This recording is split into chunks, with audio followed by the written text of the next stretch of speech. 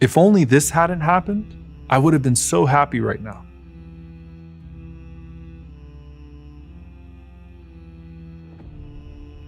If only this situation went my way, I would have been married by now.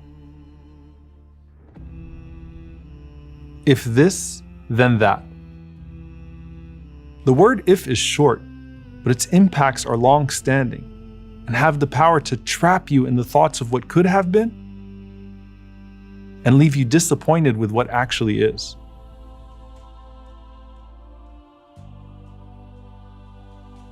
Rasulullah sallallahu alaihi wasallam warned us about the danger of dwelling on if. But does this mean you aren't allowed to feel sadness or regret at all? Where's the line between healthy regret and an unhealthy level of dwelling on the past?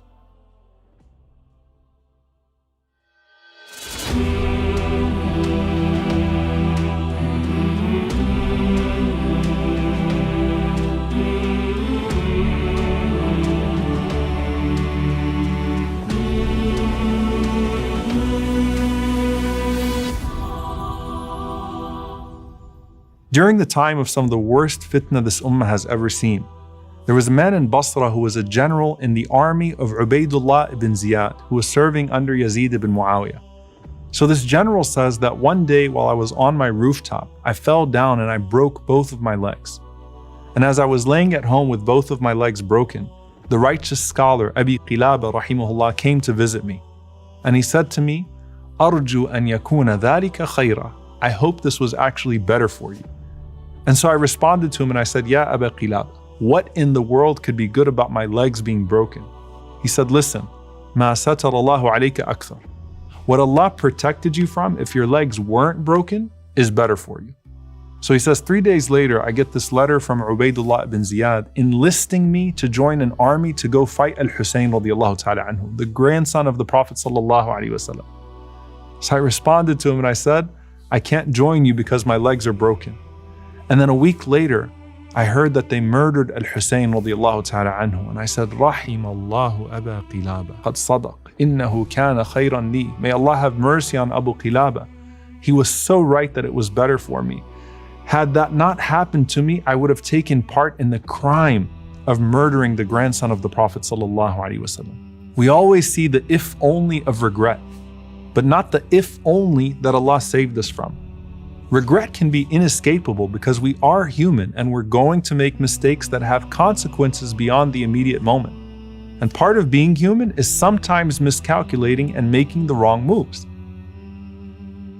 And sometimes thinking that we made all the right moves, but everything still went wrong. The worst part is when we start to imagine all these alternate worlds and a different life, if only we had done things differently. And this is where the word comes in, if. And not every if is the same. There are ifs that cause doubt, there are ifs that cause learning, and there are ifs that actually cause gratitude. As for the ones that cause doubt, these are the ones that can make us challenge the qadr of Allah subhanahu wa ta'ala. The Prophet sallallahu alaihi wasallam said, "Don't say, if I had not done that, then this wouldn't have happened. وَلَكِنْ قُلْ قَدَّرَ اللَّهُ وَمَا شَاءَ فَعَلَ." Instead say, Allah did what He had ordained to do. Because the word if opens the doors of the shaitan. This is the if that convinces you that if you would have done something different, or if someone else didn't exist, or if a certain circumstance didn't arise, then the decree of Allah would have been different.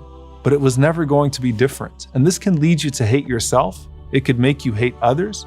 It could make you hate the world. Or even worse, it could make you turn in hatred towards the heavens. And that's why the Prophet ﷺ said it opens the doors of shaitan. Because your head becomes a playground for shaitan, who starts to play with all sorts of possibilities that you think that you have. But you have to shut that door of if at the very beginning with قَدْرَ اللَّهُ مَا شَاءَ فَعَلَ. That's the lock on the door, as firm as the plan of decree. Al-Qadi Iyad rahimahullah said about the phrase if only, that repeatedly thinking this can actually become a habit. And then this habit can remove all rida, all contentment from the heart of the believer. But there are good ifs. You have ifs that cause learning. And there is an important distinction between muhasaba, which is accountability, and hasra, which is regret. Evaluating mistakes and learning from them is muhasabah, and that's a foundational part of everyone's spiritual journey. The focus is on the actions, not the outcomes, as opposed to the if that causes doubt, which focuses on the outcomes, not the actions. And the Prophet ﷺ, he used to use this for teaching the companions. So in Hajj, the Prophet ﷺ said, وَلَوْلَا أَنَّ مَعِيَ الْهَدْيَ لَأَحْلَلْتُ. If only I wouldn't have brought my sacrifice with me, I would have exited my ihram. Or if I would have done this, I would have done something different here. So this is an if that becomes a teaching moment. You can also say if only when you regret missing out on a good deed. As Imam an-Nawawi rahimahullah said, تَأَسُّفًا عَلَى مَا فَاتَ مِن طَاعَةِ اللَّهِ, feeling sorry because you missed out on a way of obeying Allah subhanahu wa ta'ala. There's also when the Prophet ﷺ said, if only this person was a bit more patient, more blessings would have come. The Prophet ﷺ said after telling the story of Musa and Al-Khadr, وَدِدْنَا أَنَّ مُوسَى كَانَ صَبْرًا فَقَصَّ اللَّهُ عَلَيْنَا مِنْ خَبَرِهِمَا. We would have loved if Musa ﷺ was a bit more patient, then Allah would have told us more of their stories.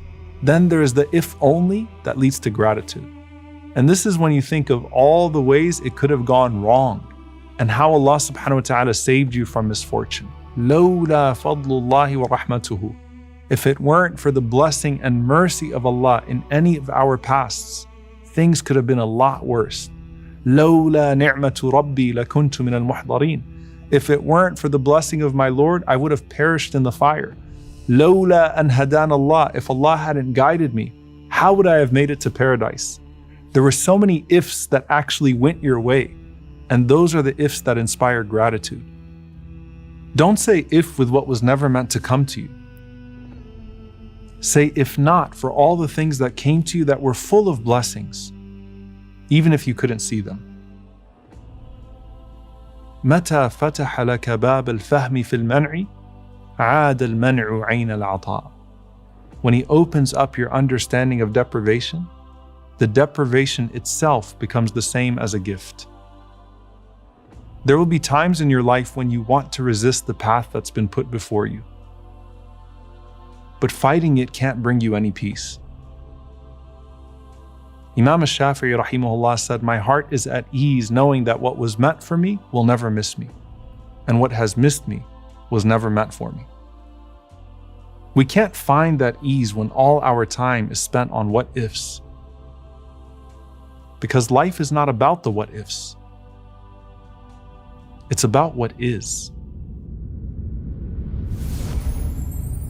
قل لن يصيبنا إلا ما كتب الله لنا هو مولانا وعلى الله فليتوكل المؤمنون.